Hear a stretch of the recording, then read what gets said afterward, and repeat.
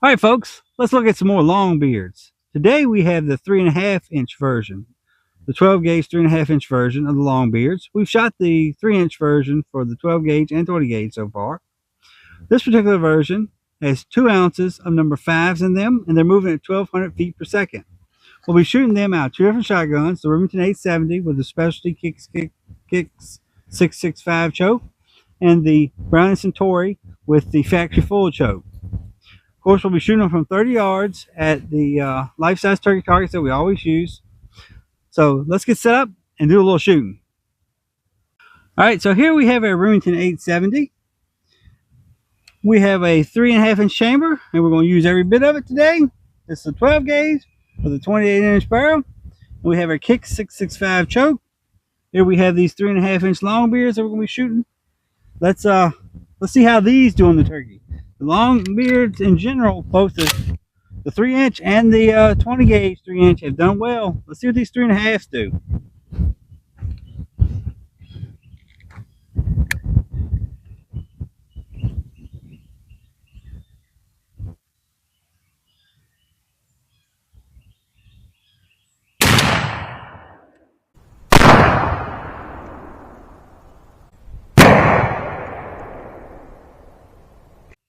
I believe I can see some pellets. All right, let's switch targets. We'll switch over to our Browning. All right, so here we have our Browning Centauri. This is a 3.5-inch 12 gauge. It's an over and under. We have our standard factory full choke. It's an Invector Plus choke in the end. I believe it's a 700 choke. We're going to be using these long beards in it and see what kind of performance we get out of this factory full choke. Here we go. 3.5-inch long beard going in the tube.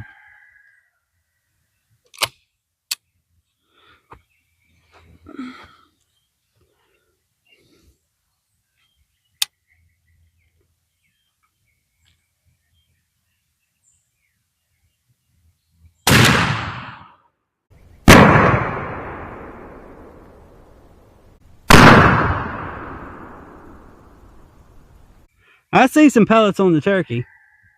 Let's go check these targets out and see how these 3.5-inch long beards performed.